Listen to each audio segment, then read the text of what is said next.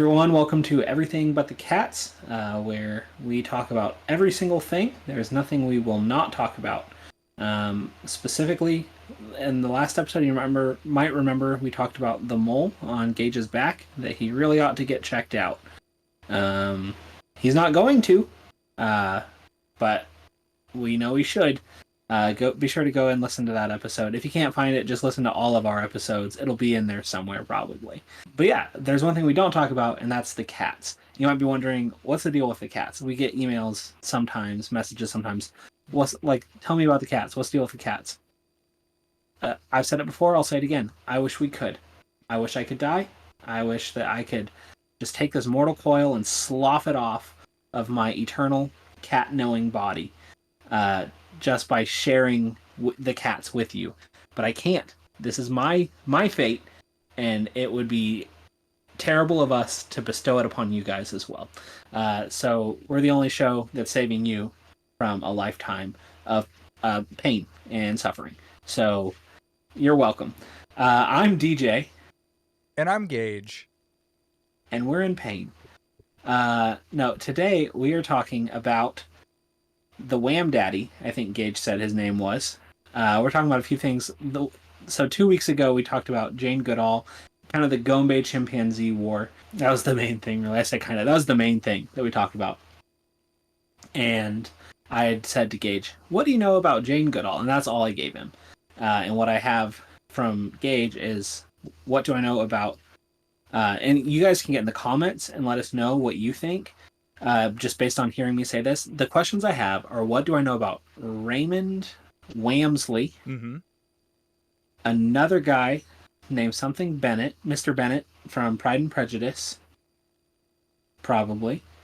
And then the date, November 15th, 1966. So those are the three questions I have. I know nothing about any of those things. And I'm ready to learn. Okay. So, real quick, this is what we're doing is I'm doing a bit of a preface. This is kind of a trailer.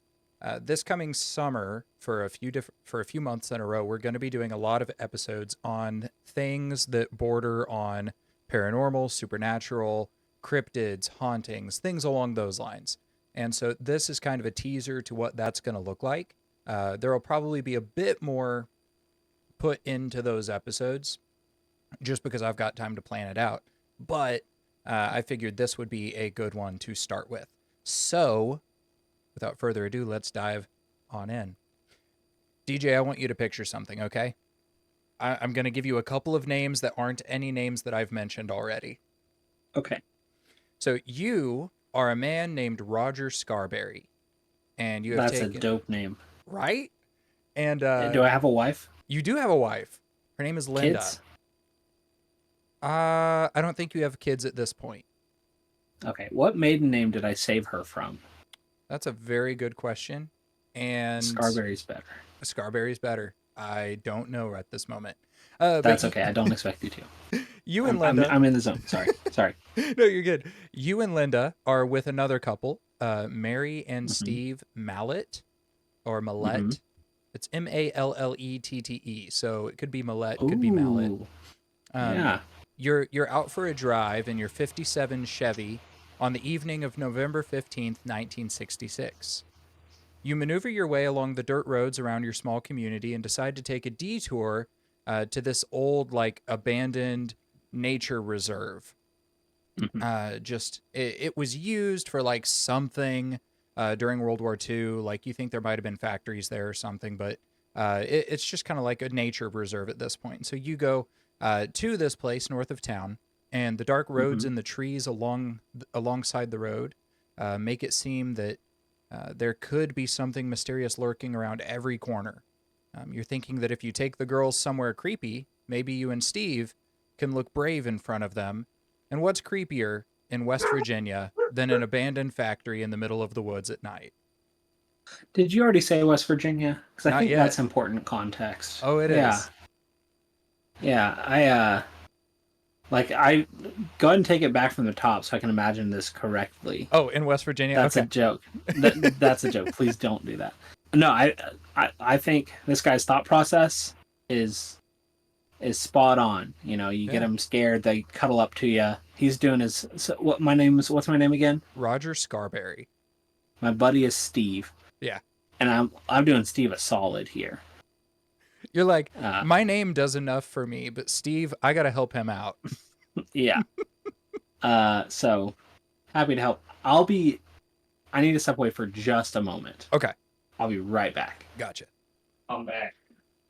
But not like, just, you can't see me and I can't hear you. Together we're blind and deaf. So back to the question. Yeah. What is creepier in West Virginia than an abandoned military factory in the middle of the woods at night? I've heard about the West Virginia mountain mama. And I bet she would be pretty scary. Well, in the 60s at least, there wasn't a lot that was creepier than that, other than maybe I Project believe you. MK Ultra and the impending threat of the Soviet Union. Yeah. Uh, I don't know that the Soviet Union, I don't know if creepy is the word. it was scary to the people in here, I think. I agree, scary. Yeah. Scary 100%. Creepy. I feel like That's fair. creepy. Yeah. Yeah. Okay. Old like mascots, like the Yeah. old Chuck E. Cheese, and Oh, yeah. Plenty creepy. oh yeah, that kind of stuff. So Project MK Ultra and old mascots. Yeah. Do you have an inkling of where this is going yet? I think you might. Um, no, I mean, I just know that West Virginia, like, there's all the Appalachian stuff. Like, if you're walking along and you hear someone call your name, like, no, you didn't. Like all that kind of stuff. Yeah. I have my guess is that these folks are like they got chased by a UFO. Okay. Okay. Because I know I've heard a story like that, and I'm like, ah, it's probably these guys. You know, so many stories, because I've researched a handful at this point, Yeah, deeper than I normally would. And yeah, so many of these stories start with people looking for like a lover's lane type thing. And yeah, it's just real kids, if you don't want to see a UFO or be chased by a cryptid or something else paranormal out in the woods, just don't drive out there late at night with your significant other. Anyways, as you arrive at the abandoned factory, your headlights illuminate a figure. But before you notice yeah. any other features, you see them. Two hmm glowing red orbs sit in what you assume is its head, about 7 feet off of the ground. Though How the far head, away from me is this? Sorry, no, 7 feet off oh, the ground gives me everything I need to know. We're good. Actually, no. How far away is it? probably about 20 feet. 20. Oh, that's close. Um, so yeah, you see, like I say, these two red orbs, in what you assume is its head, although it's barely discernible from the top of its torso. And then you notice the features of the body. It's large, hmm human like, and it has gray fur or feathers covering it. And then you notice the wings, large, protruding from its back, and bat like. Without any hesitation, you take off, able to coax your Chevy to nearly 100 miles an hour. But as you bolt away, you notice that the creature has taken off in flight and is pursuing you with very little effort, seemingly not even beating its wings.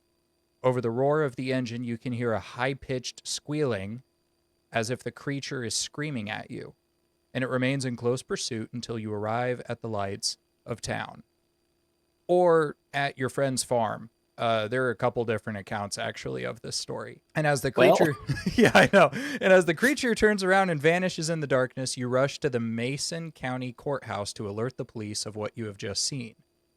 You all are. right. Is this? Go Sorry. ahead. No, go ahead. I've got two options. Yeah. Obviously, is this Moth Daddy is number one. Number two, is it Batman? You know what? Both are pretty dang close. Yeah, it's Moth Daddy. Great. It's the Mothman. Great. You are officially the first witnesses in Point Pleasant, West Virginia, of the Yeah. Mothman. And something's about to go badly. A few things, actually. Cool. Now, I want to do a little bit of background on the TNT plant itself. I don't have a ton of information, but that's what it was, the warehouse that they were going to. It used to be just a game preserve. But Yeah. then in 1942, as the World War II was ending, the U.S. government eminent domained several thousand acres of this land just north of Point Pleasant, which probably at the time, Point Pleasant had a population of about 6,000 people. So it's pretty comparable to like Fort Scott Yeah. at the time. And so they took these thousands of acres of land just north of Point Pleasant so that they could build a quote unquote secret TNT factory and several storage Hmm. facilities or concrete igloos in the surrounding area. Now those storage facilities also worked as like bunkers, I guess. But That makes sense. so yeah, that was what they used it for. This was actually something that was pretty common at the time.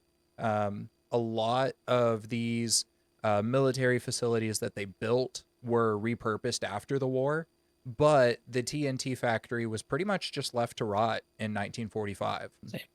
So you fast forward to today, 2025, and the area is a wildlife preserve, and nature has Hey. pretty much retaken most of the facilities. It's retaken the storage igloos, things along those lines, and go back a little bit more. I'm kind of jumping around on time, but uh, Yeah. 20 years after the factory was abandoned, so in the 60s, the long Real quick. quiet. Yes. So sorry. What would I have to look up to find this place on Google Earth, do you think? I mean, you could look up Point Pleasant, West Virginia. Yeah, I would just look at that and go north because it's just like it's a huge, it's thousands of acres of land. Um, Great. Maybe look up like just the TNT factory north of Point Pleasant. That's a great idea. Let me. They do tours of it, and I'll get to that more a little bit more. Oh yeah, the Point Pleasant TNT factory. Oh, great. All right. Yeah, I've got TNT Dome. That's far north. I was not going to end up there. There's a lot of graffiti in there. Sorry to interrupt you. No, you're Keep going, good. Gage. But yeah, so 20 years after the factory was abandoned, this long, quiet location would have some new life quickly, but briefly make an appearance. A baby. A baby.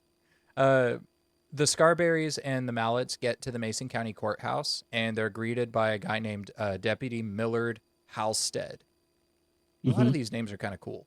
Um, and as crazy as their story was, they were interviewed separately, and their details were all the same. Like they had the same story, each and every one of them. Um, Yes.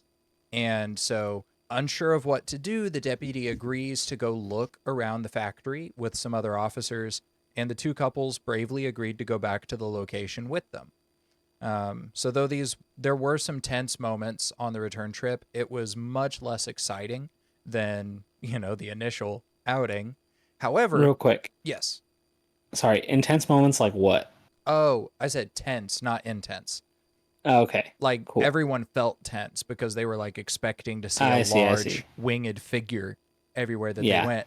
They were looking for Batman. Yeah, they were looking for Batman, and that Batman Yeah. actually has something to do with the Mothman, Oh, which may neat. may or may not be a surprise.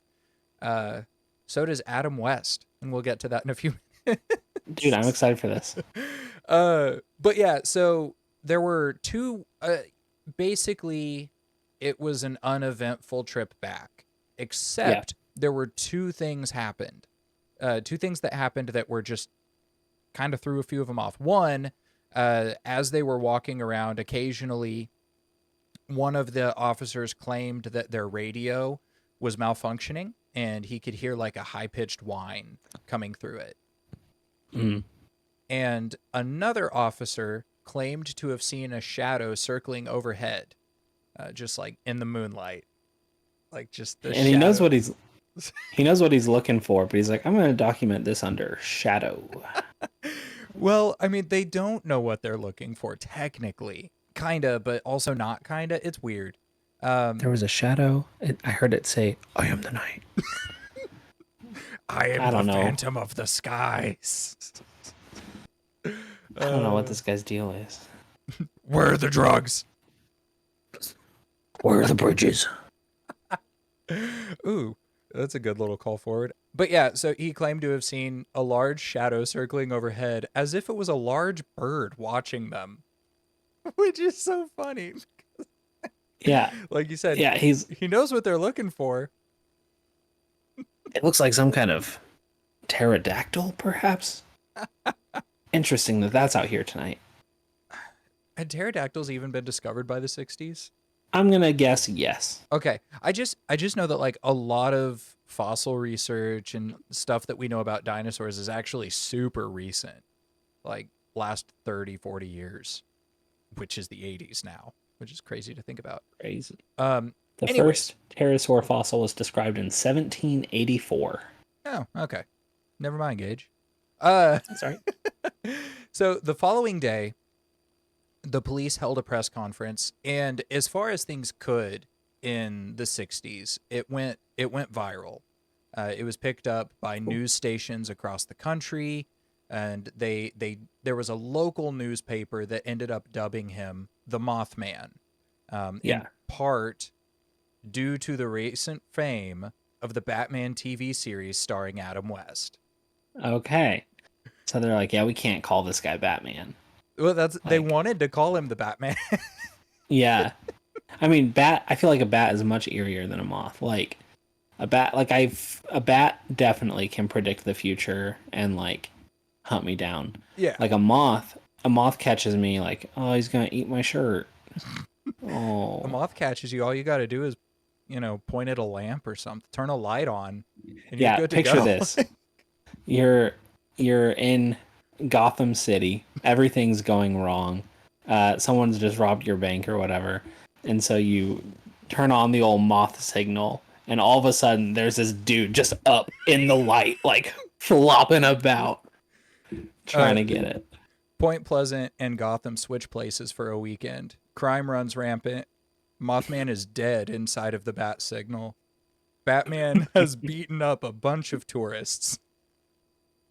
What a man! We should make this Amazon series. Um, but yeah, so they called him the Mothman, and Hmm. it would appear that the hype around this wasn't just in the newspapers. Throughout the next year, there would be dozens of sightings.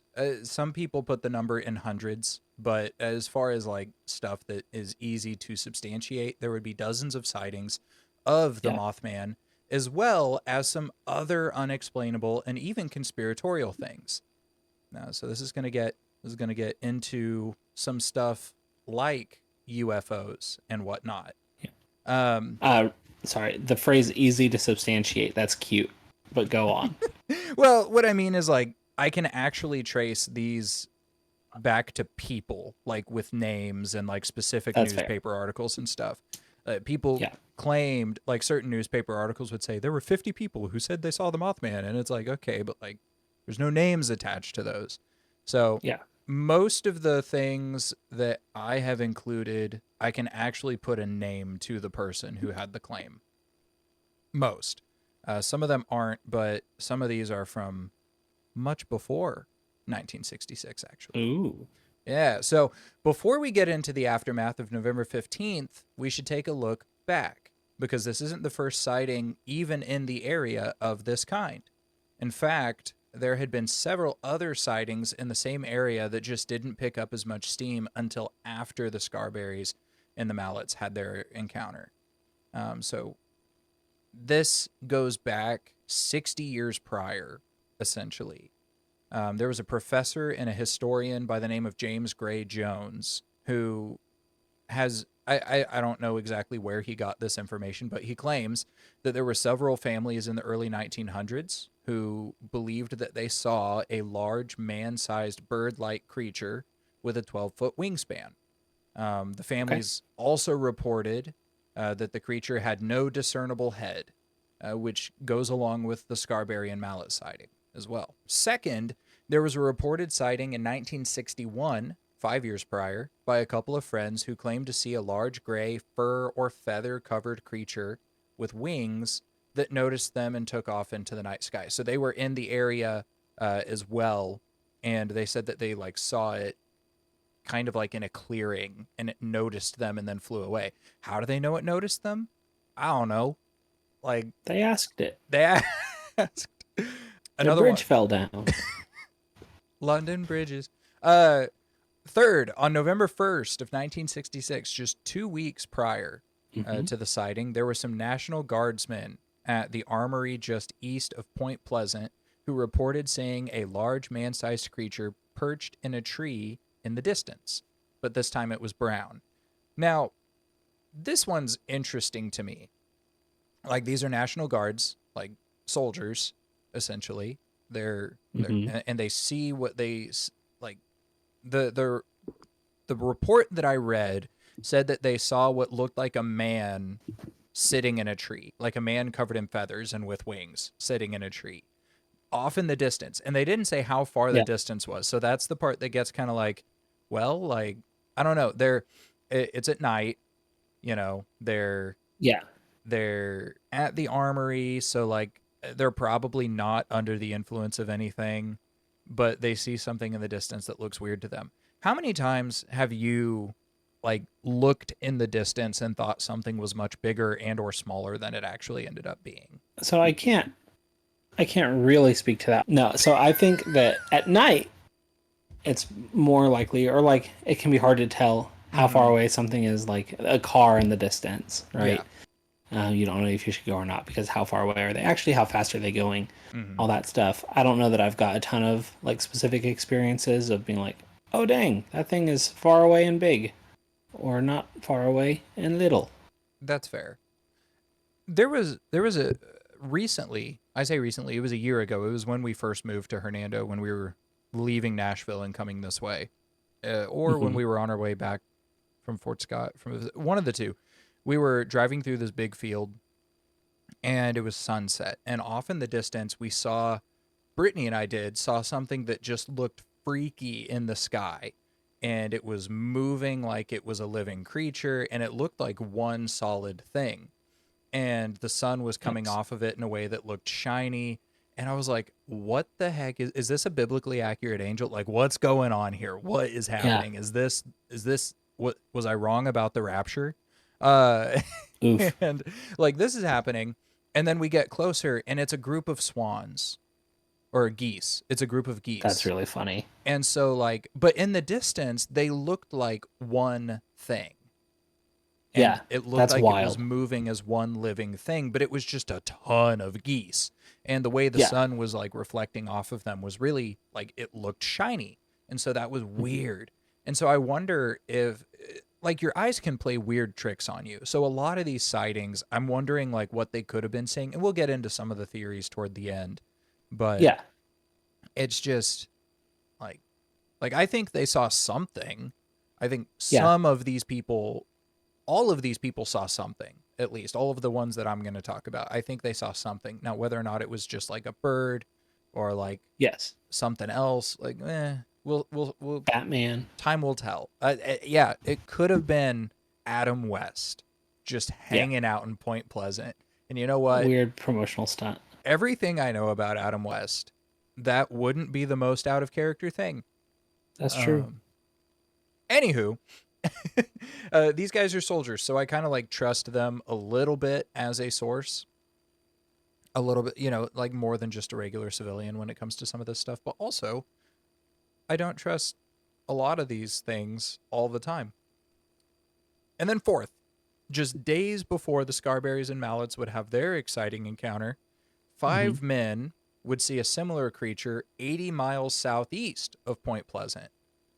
So there was a guy named Ken Duncan, and he had four coworkers. They were grave diggers at a cemetery, and they were getting a grave prepared for a funeral to take place later that day when they saw what looked like a large bird flying toward them. It wasn't until the bird was upon them that they realized that it was practically the size of a man, if not larger. Now, I ain't saying he a grave digger, but he ain't messing with those live fellas. Yeah, and so this is one of the other most because you can actually attach names to some of the, like this one Yeah. specifically. You like this one's one of the more famous or popular. I just put those ones in Yeah. the chronological order. So these accounts seemed disconnected, and they were all picked up by local newspapers. But for some reason, none of them really took off the way that the Scarberry and Mallet uh, encounter did. And so after the Scarberries and the Mallets told their story and it was picked up by national news, a lot of these other stories started to really come to light and be Hmm. thrown into the mix with it. So this is the longest section. The aftermath is what I've called this. Ooh, I love that. In the wake of the police press conference, locals, tourists, supernatural enthusiasts, and news cruds flooded the TNT area to see if they could find the Mothman themselves, and many of them claimed that they did. Between Mhm. November of 1966 and December of 1967, there would be over 100 reported sightings of the Mothman in the Ohio River Valley, which is a huge area, but Yeah. yeah, it's especially in Point Pleasant. So I've got two major immediate sightings that I want to go over. So these are in the same month. Okay. One of them is the next day. So November 16th of 1966, Hmm. Mr. and Mrs. Raymond Wamsley are joined by Mrs. Marcella Bennett. And depending on the report that you read, this is the part that gets kind of iffy. Some of these reports are a little bit different. So I've read uh, one account where her daughter was with them, and another account where it was just some other girl. And like that could just be, someone else is there. It's kind of different Yeah. on who it is. So the next Yeah. day, they went into the TNT area to visit a friend who lived nearby. But upon arriving, they realized that they weren't home. Man, like back in the day when people didn't have cell phones and you would just show up at your friends' houses, like Uh-huh. just to find out late at night, oh, they're not home. I mean, you can still call for the most part. Yeah, but I mean, like if you're already on the road, you can't. Yeah, yeah. And I don't know if it was just like one of those spur of the moment things, like they're out driving and they're just like, hey, let's stop by and see if, Bob's home. Yeah. Um, I do. I guess I do that sometimes. I remember one time you and I were on our way home from college. I think you were driving me, and I was like, we should stop by and visit Marcus. And so we called him. We're like, hey, are you home? And he's like, yeah. And then we went and visited him, and it was super awkward. And then we were there for like 2 minutes and then left. Hmm. I don't remember that. You probably pushed it out. So, what they do when they find out their friend isn't home, though, is they end up just hanging out. Yes. Like they hang out by their car, I guess. How the Sure. story goes. They just hang out and they're chatting. Yeah. Some reports say that the friend's like son was like a teenager and he was there, and so they talked to him for a little bit. Okay. Um, and they were just kind of like hanging out outside. Apparently, November in West Virginia is nice enough to just chill out outside in Okay. the 60s. It doesn't surprise me. Like November here, and I know it's further north than Mississippi, but Yeah. not by a ton. Yeah. But November here is like 80 degrees. Uh, Wild. and so they they're about to go back to their car, but then they see that there's a figure on the other side of it that's like crouched down almost. And as they're Uh-huh. coming toward it, it starts to like rise up. And so I'm imagining like in those cartoons and stuff where you see like I'm specifically thinking of like Samurai Jack. I don't know if this actually happens in Samurai Sure. Jack, but I'm imagining a scene where like a figure like Aku or whatever jumps out of the shadows and then slowly rises up from like a little Mm. ball to a tall figure. I'm pretty sure Hmm. General Grievous did it in the original Clone Wars series. I don't know, but there's Okay. some like cartoon image in my head of something just like being a little ball on the ground and then standing up tall. Yeah, so they see this thing Yes. that's beyond the car rise up. Now Marcella described it as, in like her own words, horrible and larger than a man. The amount of Large things and that are horribler than a man. the amount of things that I know that are horrible and larger than men, it's a big number. Um, Dead box. Yeah. But what stuck out to all of them, well, all of them reported especially, were the red, terrifying eyes. So the stories do differ a little bit. Either the creature, like this is where the biggest difference in the accounts comes up. Either the Yeah. creature took off into the night sky without a sound after it noticed them noticing Uh them, huh. Sure. or they ran into the house because the sun was there, and the creature ended up like walking around the house looking in the windows, or maybe like fluttering around the house looking in the windows because they turned a lamp on. Looking for clothes to eat. They threw a mothball at it. It's like, ah. I can just imagine like Mothman actually catches up with someone and just starts like nibbling on their shirt, and they're like, "Oh, this is weird."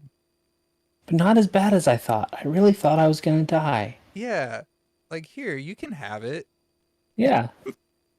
and he just like flutters off. Um, the next one was a little over a week later on November Okay. 25th, Mm-hmm. 1966. There was a man named Tom Uri, Ury, Sure. Uri. He was Sure. driving to work a couple of miles north of the TNT area. So the TNT area we've already established is big, as is, thousands of acres. Mm-hmm. And so he's a few miles north of the TNT area, and he noticed that there was something standing on the side of the road. But as he got closer to it, he realized that it was an enormous man-shaped figure with wings. So as he passed the creature, it took off following him. And he said he was driving about 75 miles an hour, but it was keeping up with him, and even at certain times in the chase, circled the car. Man, I wonder what happens to, because it sounds like chasing the cars is a pretty common theme. Yeah. I wonder what happens if these people just turn off their lights. See, that's what I'm wondering. It sees the headlights and it's like, ooh. Oh, gotta get that. It's like that what you said the other day about like chasing the car and hoping you never catch up to it. Yeah, that's funny. It's just, it's got to get to the car Yeah. somehow. Um Whatever the matter, it's I there's a lot of those stories. There Now, these are two that I found specific people, and there were others that I could find specific people with, but I didn't want to make this much longer than it already is. And Yeah. so the sightings, other than these two, persist. There are people seeing a large winged man chasing their cars as they get close to the TNT area. I'm wondering if it just didn't like the sound of motors, or if it's like West Virginia's version of the three-legged lady. Mm. Mm-hmm. Call back to one of our previous Mm-hmm. urban legends episode. Check it out if you haven't. It Yeah. was fun. We had our friends Mike and Brittany from the Oh Crap podcast on. It Oh was a good yes. time. Good episode. So yeah, they see a large winged man thing chasing their cars as they get close to the TNT area. There are other things that people saw though. They said that they would look out their windows and see the creature in their yard or on their neighbors' roofs, things along those lines. He was Mm-hmm. everywhere. And it seemed that nearly everybody in this small town was seeing it over the next 13 months. However, Mothman wasn't the only anomaly facing the residents of Point Pleasant and the surrounding Ohio River Valley. During I this, guess. yes, please. I only know this because of the Adventure Zone. It's Indrid Cold. Does that mean nothing to you? That means nothing to me. Okay, never mind. What is that? So Indrid Cold is, this is the Wikipedia blurb, is a mysterious legendary being believed to be connected to the Mothman. First encountered by Woodrow Derenberger, as reported in John Keel's nonfiction book The Mothman Prophecies. He is described as being a humanoid entity claiming extraterrestrial origin with an inhumanly large smile on his face. Oh, I didn't know it had a name. Sweet. The Smiling Man. Okay. Yeah, Indrid Cold, commonly known as the Smiling Man. Okay, yeah, okay. I know very little, though, so you'll still have to inform me.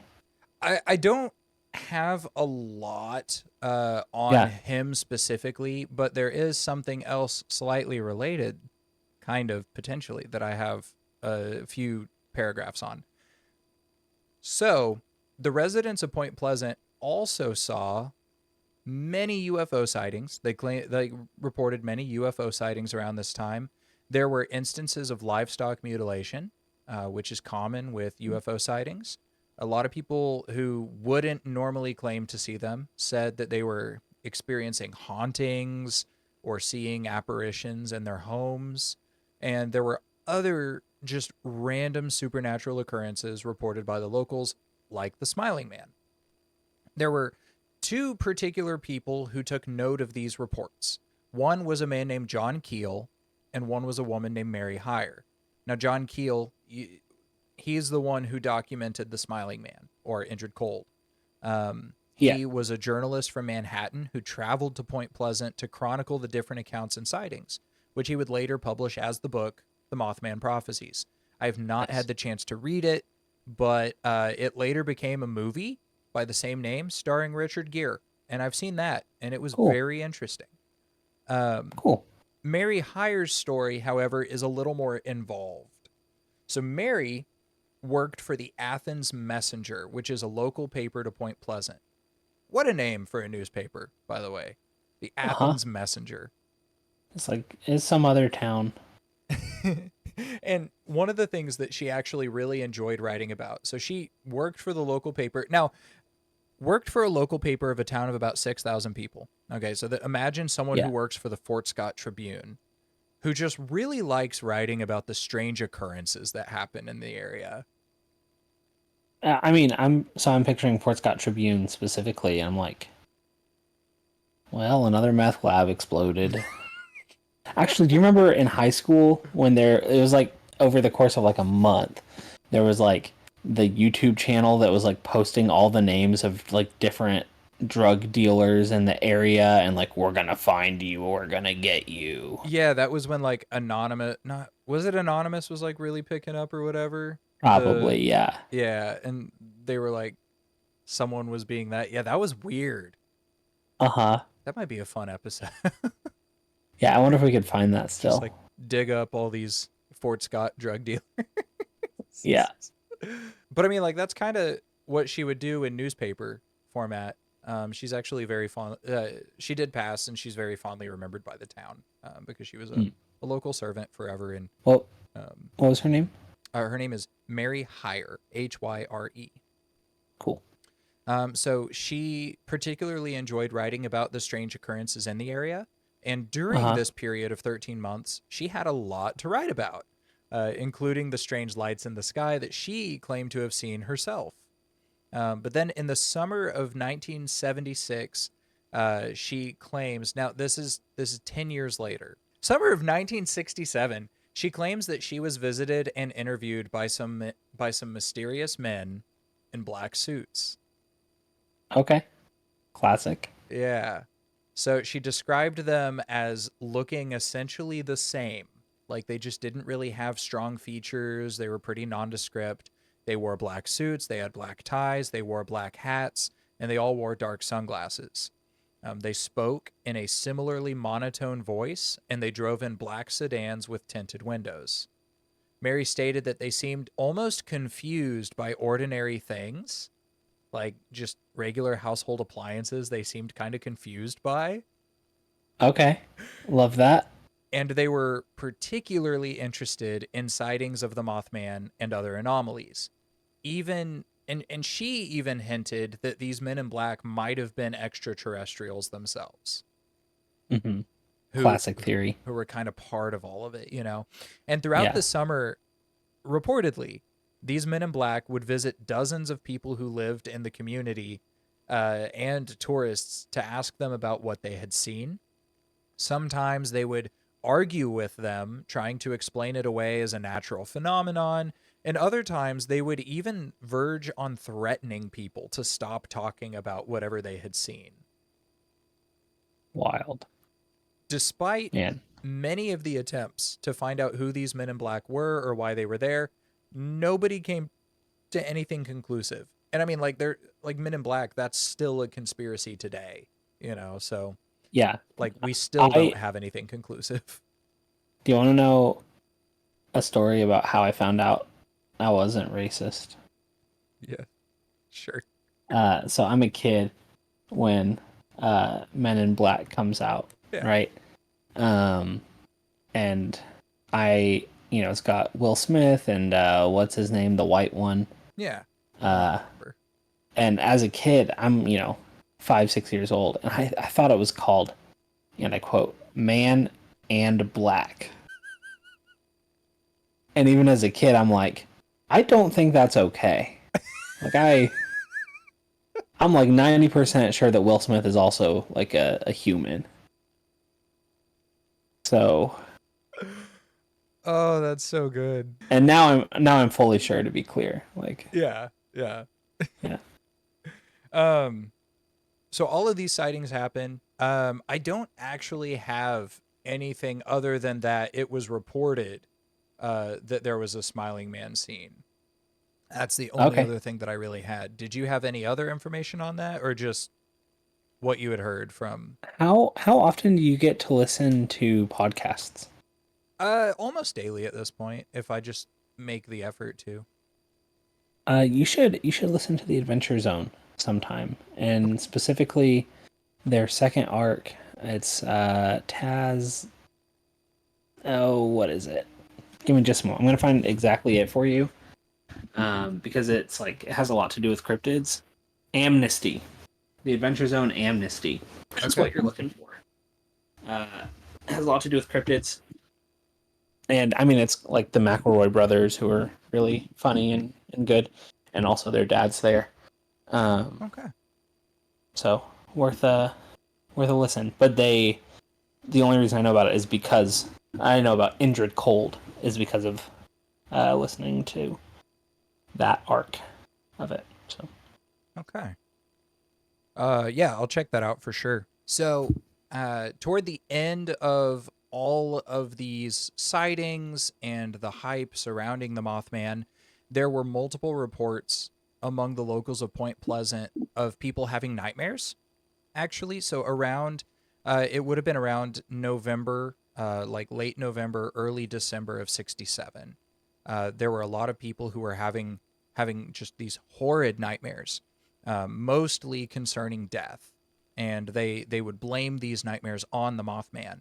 And there was one woman who, before December 15th of 1967, had reported having a nightmare, that where people were drowning and there were Christmas presents floating in a river. And then another person claimed that they were having a reoccurring dream of people dying in the nearby Ohio River. now I have to ask: Yeah. did they report these before what happened, or after what happened So I happened? said both of these were reported before December 15th. So they reported them like to therapists or whatever. Before December 15th, like to the Okay. newspaper, I think. I'm pretty sure it was to the newspaper. They told the newspaper before the bridge falls down. They're like, "Hey, I've been having these dreams." People were reporting everything. Like, what else are you going to That's do in the fair. 60s? In Drugs? a town of 6,000. Yeah, so true. There weren't drugs in the 60s. Oh, that's true. Nothing like If that there were, anymore. the Beatles would have written about them. Yeah, that's true. So, there's this beautiful bridge on the Ohio River that connects Point Pleasant, West Virginia to Gallipoli, Ohio. Is it Gallipoli? Gallipolis? Gallipolis? I am Yeah, assuming so Gallipoli. I don't speak Russian. I think I think it's Greek. Yeah, it feels Greek. That's a reference to Iron Man 2. Oh, it's been so long. Yeah. Oh, yeah. Okay, I I get what don't you're. speak Russian. But yeah, so there's this big bridge called the Silver Bridge, that was Mm, built mm-hmm, over the Ohio River, connecting Point Pleasant, West Virginia, to Gallipoli, Ohio, in mm-hmm. 1928. The bridge was a beautiful chain suspension bridge that spanned 1 mile long across the That's river. insane. Right? A That's chain crazy. suspension bridge that's a mile long. Like just everything in general. Like bridges are insane to me. Like some of Yes. the bridges that are out there, I have to cross a bridge to get from Memphis into Arkansas to go home, and it's a humongous bridge, and I'm just like, wow, the engineering marvel that is bridges. Yeah, because you're crossing the mighty Mississippi, Yeah, right? Yeah, literally, you're crossing from Memphis to Memphis, Tennessee to West Memphis, Arkansas. interesting.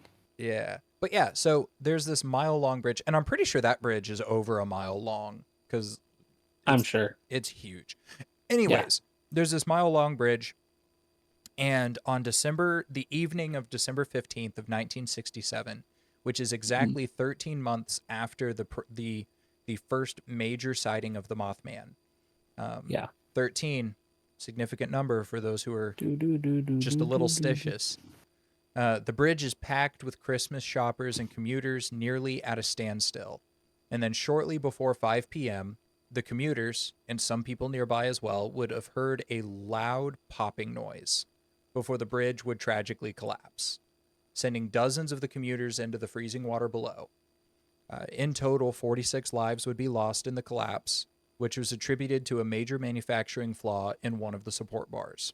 The Um, flaw was that there was a moth in there, just a big old moth daddy.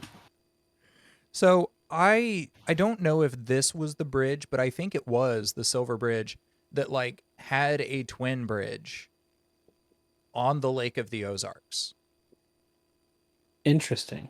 I remember when I was younger watching some documentary about a bridge that had collapsed, and I Yeah. think it was the Silver Bridge. And because I've always loved cryptids and I assume that was what it was about. And it like the documentary was like, yeah, the only other bridge that's made exactly the same way is on the Lake of the Ozarks. And I was at the lake that week Mm. and I was terrified that this bridge that Off was man. nowhere near where I Yeah. was going to That's really funny. collapse. And every time we like for the next 5 or 6 years, anytime we would go under a bridge in the boat, I'd be like, this is gonna fall on me. Yeah. You guys drive over the dam. You're like, uh, Mind you, I was 18 at the time. Uh, oof. I'm kidding. I'm kidding. However, the investigation into the manufacturing flaw, along with the tragedy, didn't stop the sightings and the theories about Mothman. There Yeah. there were reports of people who saw the Mothman and the Men in Black at or around the bridge in the days leading up to the collapse. There were people who claimed that they saw the Mothman flying nearby during the collapse, and there were people who Mhm. claimed that they saw the Men in Black in the area and the Mothman as well in the aftermath. Um, Okay. So I feel like that justifies it because my first thought is if the Mothman isn't seen as present in the moment, I'm mhm. like, cool, like he was hanging about, but like it's like, well, 13 months ago there was that guy, Yeah, but and if yeah, he's hanging out, then it makes sense. yeah, he's very, very on scene. However, Yeah. whether the Mothman was involved in any way, we'll discuss that just a little bit. There were a lot of people who believed that the Mothman either was like a harbinger of doom or Yes. like actively caused what happened um, Yes. in the what happened that fateful winter evening. Now, after this, for whatever reason, probably because people were like, "Oh, there's been a tragedy." The Yeah. sightings of the Mothman slowed down significantly after the collapse of the Silver Bridge. Um, My work here is done. but they didn't end altogether. There are still sightings actually to this day, and Hmm. I've found entire subreddits. And now it is Reddit, so take it Yeah. how you will. But like I've found entire subreddits dedicated to like the Mothmen of certain areas of the world. Like Interesting. there's one that's specific to the Chicago Mothman. And people will post like videos of seeing these large shadowy things floating in the air. Um, and they'll post their stories of encounters. Now, I don't, like I said, a lot of it could just be people being creative writers. It could be Sure. what Reddit is a lot of, which is just Yeah. people talking. But people still talk. about the Mothman, and I saw a report of somebody in Cincinnati, Ohio, who was leaving a Whataburger. Literally, I think it was November of this past year, so November of 2024. She was leaving a Whataburger in Ohio, in Cincinnati, Ohio, and claimed to have seen the Mothman flying over her car. Stinking Ohio. I know. But yeah, if you want to find like a thorough list, I'm going to include the link in the description. But if you want to find a list of a lot of different just sightings of the Mothman, including the original news reports, including the original like police reports and things along those lines. I mean, you could go to the Mothman Museum in Point Pleasant, West Virginia, but we'll get to that in a little bit more detail here in a few. Or you can go to mothmanlives.com. I It's love that. a fun little website, and it has up-to-date reports. But I say up-to-date reports. Some of them are like newspaper clippings and stuff like that, but most of them are just people who submit their own sightings. Yeah. So again, take it how you will, but it's cool. It's cool, and it was fun to read through some of those. I'm But sure. it's a fairly updated library on the different sightings of the Mothman. But there is one more major sighting that I want to cover before we dive into the theories and the final section that I've got. Go ahead, Sorry, I'm just playing around in Google Street View. Oh, Mothman statue and marker. Oh, Get over don't look here. at that yet. Don't look at that yet. I'm not looking at it. I'm looking at Kitty's Cafe. Okay, but I do want you to be ready to look at the Mothman statue. All right, let me pull it up, and I won't look at it. There's the museum. Where'd the statue go? There's the mural. Statue and marker. All right, give me the word, and I'll be ready for it. Okay, before we do that, Yeah. the Mothman has gained a bit of a reputation, and like I said, we'll get into this a little bit more in the theories in just a few minutes, but For sure. For being present during times of tragedy. Other than the Silver Bridge, there were multiple claims that people saw the Mothman in New York City on or around September 11th of 2001. Sir, a Mothman has just hit the second tower. In terms of American tragedies, it wouldn't be the biggest surprise if there was some talk about a Mothman sighting in the aftermath of any given disaster. It's something that, like, if you go through, just the different, like, subreddits, posting boards, and things along those lines that talk about disasters, there's going to be somebody in there who claims that Mothman was present or something along those lines. Like, it just happens. Sir, the Mothman just ate a bat in Wuhan, China. Okay, so this one isn't that at all, but maybe something will stick out to you before I say what it is. Okay.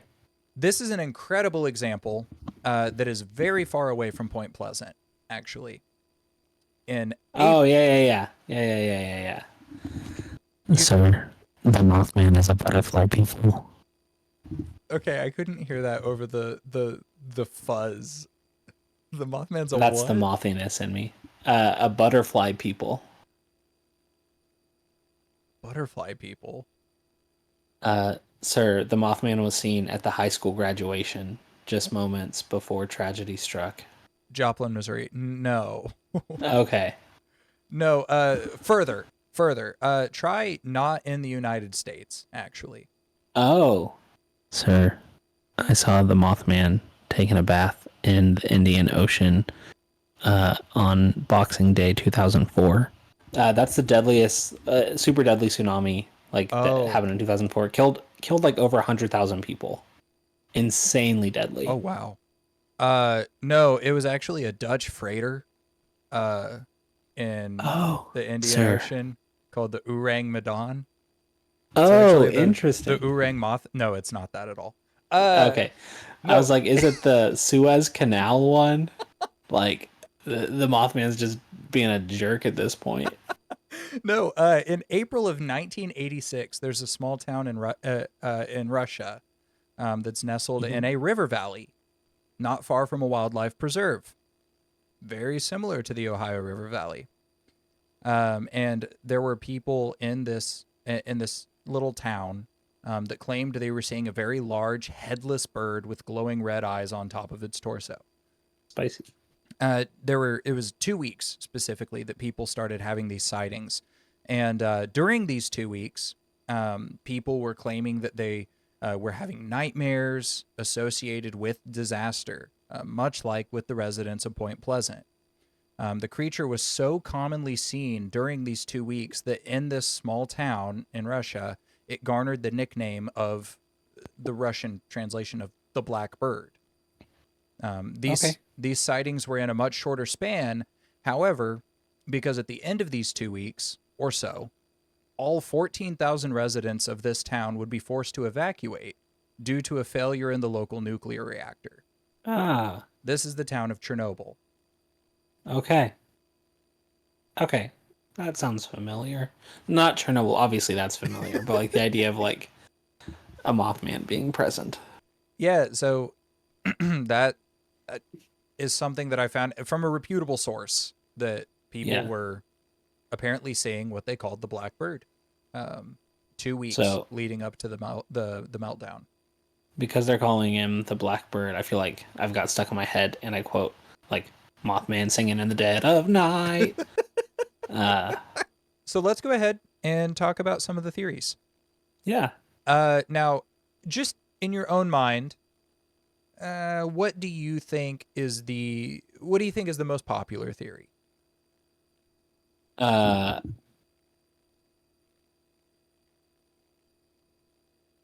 I don't know why I keep talking to the microphone like this. I'm gonna guess. I tell you what, I'm gonna guess the most popular theory.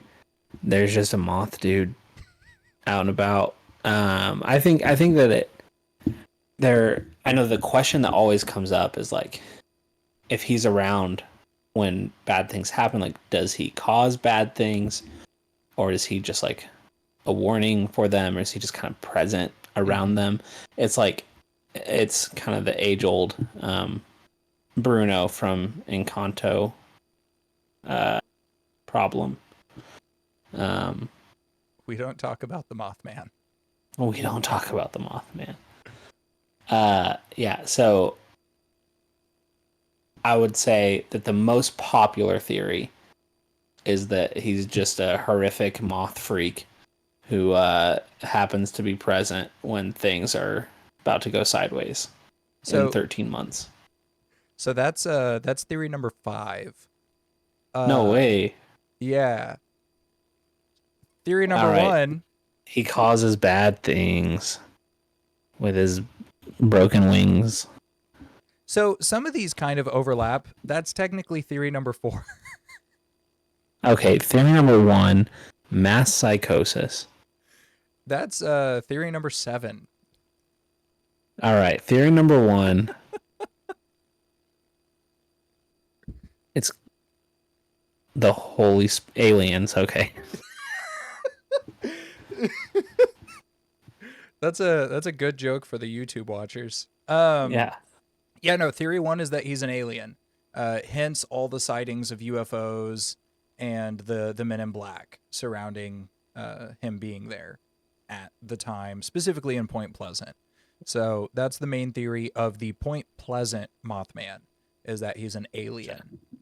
Dude's gonna be stuck at Guantanamo, unable to warn us anymore.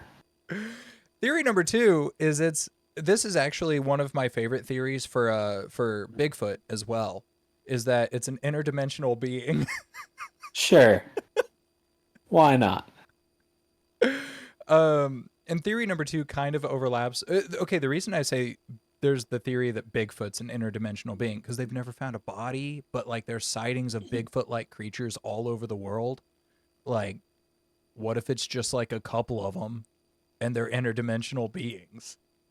So true. I mean, honestly, I wouldn't be surprised to find out that like Mike Smith is a Bigfoot. Yeah, that's fair. So Um, they probably just walk among us. they're just distant cousins. Yeah. And there's actually a YouTube video I found. It's definitely made by some Australians, and Bigfoot in this YouTube video is like it's an interdimensional immortal being that Yeah. really just wants to smoke weed. That's funny. Isn't that the same in Gravity Falls? Like the exact same? What? Was Bigfoot in Gravity Falls? He's at least in the intro thing, and I think he might show up in an episode. I don't know. I can't remember. It's been like 10 years. I do not think that he was an interdimensional immortal being that wanted to smoke weed in Gravity Falls, but he That's what could you'd have like to been. think. That's what I'd like to think. Um, theory number 3 could kind of go along with theory number 2 and theory number 4, which is that it's an angel or demon. So something Okay. Yeah. spiritual. Yeah. Um, and that is evidenced by its presence, its ability to interact with people based on dreams. So there's some kind of thing that could be like, some kind of angel, some kind of demon, some kind of um, like god of some old religion or something. That's what some people believe about the Mothman. Theory 4 is that it's a harbinger of disaster. Yeah. Harbinger of disaster can go along with alien, international being, or angel or demon. It can go along with any of Sure. those. Sure. But this is more of a job title than like a personal descriptor, I guess. Yeah. It's not. Uh, It's not like who he is. It's what he does, like yeah, for fun. Yeah. yeah. It's his bread and butter. Um, Yeah. just being like, warning, something's happening. I'm not gonna tell you what. Except for those two women who had the dreams about people in the Ohio River and Christmas presents. Well, that Um, could have just been unrelated. it could have Like, been. like the rest of the town has the Mothman. They've got like the Holy Spirit or something. I mean, could be. And then theory 5 is a result of the toxic chemicals used in the TNT plant, and that would actually also make sense for the Chernobyl disaster, for example, Sure. radiation, etc.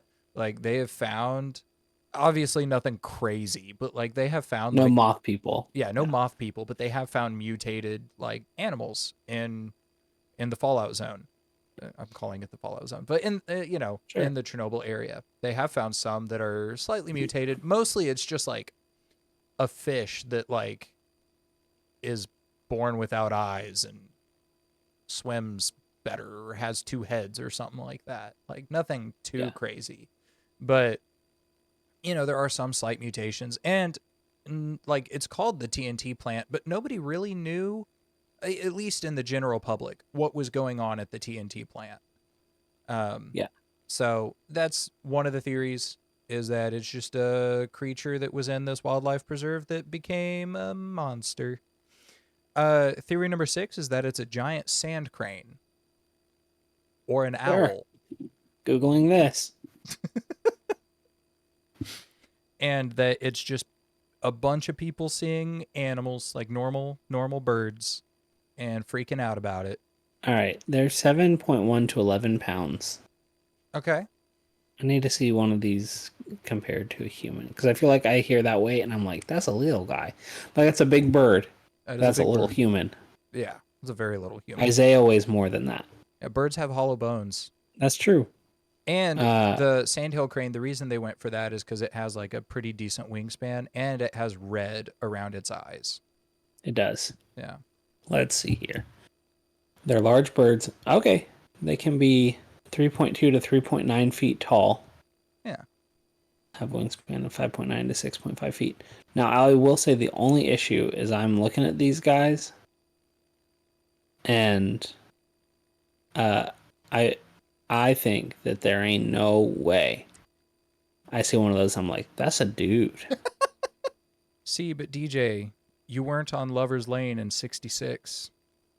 No, but I was at Denny's and I didn't think it was a guy. I was like security or something. Man, I haven't been to Denny's in a while. I need to go. Uh, Yeah, I've only ever been to Denny's like with the boys. Mostly now it's Waffle House because that's what we've got. That's Um, fair. Dad really likes Waffle House. We should do an episode on not necessarily the tornado. Maybe the tornado could be a good episode. Yeah. But at least the Waffle House Index. Oh yeah. Well, I've been wanting to do an episode on tornadoes in general, Yeah. like since I encountered one. That's fair. When did you encounter one? It was last year in Hendersonville. Like it was like it was a Oh mile yeah, I from my remember that. house, Yeah, but yeah, like yeah, it hit town and hit my job. yeah. Um, so Yeah, I like I've remember that. wanted to do an episode on tornadoes since then. I just haven't actually written it. Yeah. But yeah, so giant sand crane or an owl. Mm-hmm. Some animals do end up in the wild, getting bigger than their average size. Could have just been a On it. freak encounter. Uh, Freaking counter. this is a freaking counter. It's where I have my coffee. And then theory number 7 is hysteria, mass hysteria, or a desire for fame. Yeah. Like, and that makes sense. A lot of people land on that one just because it's like, yeah, it's a small town, and as we're about to talk about, they've definitely garnered themselves a tourist attraction out of this. Oh yeah. Yeah. Should I look at the statue or still Uh, wait? just a second. Okay. So every year, kind of like Thanksgiving, on the third weekend of September, every year since 2002, on the third weekend of September, Point Pleasant hosts the largest cryptid based festival in the United States. I want to know what the largest one in the world is, but this is the largest one in the United States. This small town of roughly 4,000 people today hosts over 10,000 tourists every year who show up for Wild. festivities, tours, food, lectures, cosplay, and the hope that they might join the list of those who have seen the terror of the skies. The town has vendors that sell Mothman based foods, trinkets, books, etc. Guest speakers in the world of cryptozoology come from all over the country and sometimes all over the world to talk about the Mothman and other cryptids. There are bus tours of the TNT area. There's basically a music festival that also takes place during this. And you can go to the Wild. Mothman Museum, take part in the Mothman 5K, and even get your picture with the Mothman himself. Point Pleasant is home to a 12-foot tall, silver Mothman statue with abs, very defined buttocks, and the general appearance of a superhero. I'm gonna look at him. Oh my word. Oh, this guy doesn't have a head. That makes sense because the his thing. Yeah, I was just surprised. Very hairy chest. Did you mention the hairy chest? I did not mention the hairy. It is a very hairy chest. Let me see if I can get. Oh, there's a plaque here. Do you know what the plaque says? Nope. Okay, so it's kind of cut off a little bit. Well, yeah, I'm not even gonna try to read it. It won't do it justice. I'm gonna see if I can get the buttocks in a shot here. So I'm intrigued now. Also, we should get to that festival, right? Like, Oh, definitely. Definitely. I have every intention of going, probably not this year, but in the next couple of yeah, years for sure. he does have a nice butt. He does. People stick like coins and money in it sometimes, which is just We've all really, been there. really a funny trend. And if we go, we need to do that. Uh, Oh, yeah, but yeah, so this is the Mothman, one of America's most famous cryptids, and also one that has been cited in other places in the world. Other than the sighting in Russia, it is mostly just an American cryptid, North American, specifically yeah. Appalachian, but also cited in other places as well. But that's the Mothman. Whatever it is, Sweet. kind of take your pick of your favorite theory, I guess. Yeah. It has led to the pocketbooks of many people in West Virginia being able to thrive in this small community. Any other Sweet. questions or anything surrounding the Mothman that you want to talk about? No, Any jokes, comments, anything? no. I think I've said all my jokes. I think I've mothed all my men. Like, yeah, I'm satiated. I'm just reading up on this festival. Yeah, I got on the website when I started writing this a month or Yeah. two ago, and I didn't see what they had planned specifically for this year, but I saw what they had for last year. And like they've got a whole music festival and all kinds of other cool stuff. Like I'm definitely going at some point. And I'm pretty sure Yeah. they have like I'm pretty sure they have a Mothman pizza. Like there's a place in the town that specifically like their special is a Mothman pizza. And That's so, dope. I mean, we got to get it. Like Let me, yeah. one of my goals genuinely is at some point to make it to each cryptid festival that is Mm. hosted in the United States. I mean, honestly, let me know. Sorry, I'm getting all sprawled out like royalty or whatever.